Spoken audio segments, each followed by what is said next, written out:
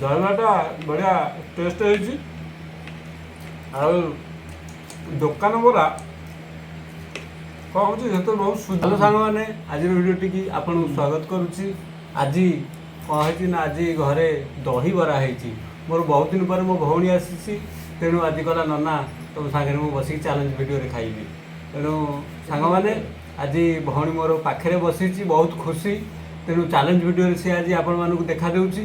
ଦେଖନ୍ତୁ ଆଜି ଚ୍ୟାଲେଞ୍ଜ ଭିଡ଼ିଓରେ ଭାଇ ଭଉଣୀ ଭିତରେ କିଏ ଜିତିବ କିଏ ହାରିବ ଆପଣମାନେ କହିବେ। ତେଣୁ ଚ୍ୟାଲେଞ୍ଜ ରେଡ଼ି? ତେବେ ରେଡ଼ି 3, 2, 1 ଷ୍ଟାର୍ଟ।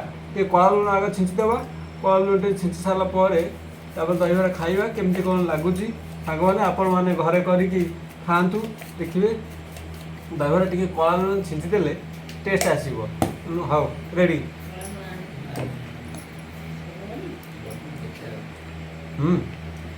ଦହିବରାଟା ବଢ଼ିଆ ଟେଷ୍ଟ ହେଇଛି। ଆଉ ଦୋକାନ ବରା କ'ଣ ହେଉଛି ସେଥିରେ ବହୁତ ସୁଜି ମିଶାଇ ଦେଉଛନ୍ତି, ତେଣୁ ସେଟା ଆଜ୍ଞା ଖାଇଲେ ସେତେ ଟେଷ୍ଟ ଆସୁନି। ଇଏ ପ୍ରକୃତ ବିରି, ଦେଶୀ ବିରି, ସେ ଦେଶୀ ବିରିର ବରା ଇଏ ଆଜ୍ଞା ଖାଇବାକୁ ବଢ଼ିଆ ଟେଷ୍ଟ ଲାଗୁଛି।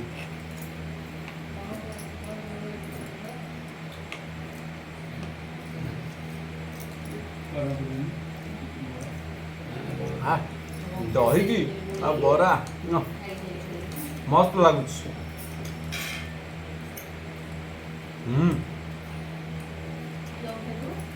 ଆଉ ବରା ସ୍ୱାଦ, ଆଉ ଘରେ କରିକି ଖାଇବ ନା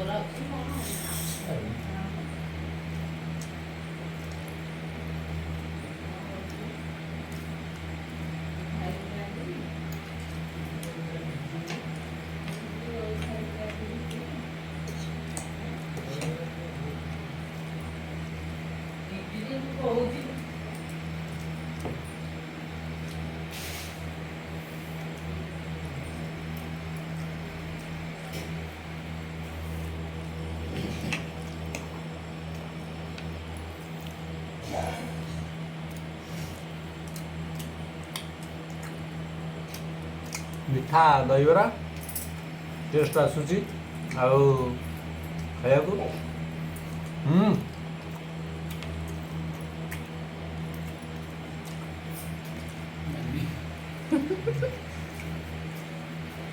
ନା ସରିବନି, ମୋର ଆଗ ସରିବ।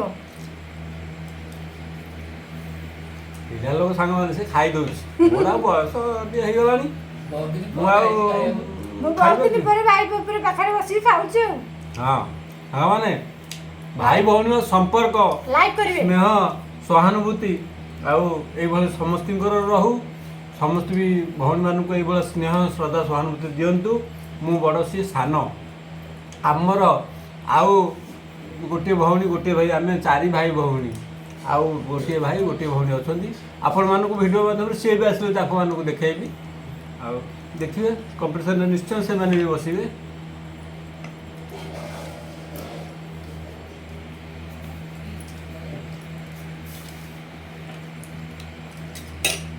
ସାଙ୍ଗମାନେ ଆଜି ସିଏ ୱିନର ହେଇଗଲା, ମୋର ଆଉ 4ଟା ବରା ରହିଗଲା।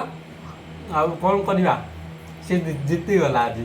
ହଉ ସାଙ୍ଗମାନେ, ଭିଡ଼ିଓଟିକି ତେବେ ଏଇଠି ଶେଷ କରୁଛି। ଭିଡ଼ିଓଟି ଯଦି ଭଲ ଲାଗିଥାଏ ଚ୍ୟାନେଲଟିକି ଲାଇକ୍ କରି ସବସ୍କ୍ରାଇବ୍ କରନ୍ତୁ। ରହୁଛୁ, ନମସ୍କାର, ଜୟ ଜଗନ୍ନାଥ, ଜୟ ଜଗନ୍ନାଥ, ଜୟ ଜଗନ୍ନାଥ।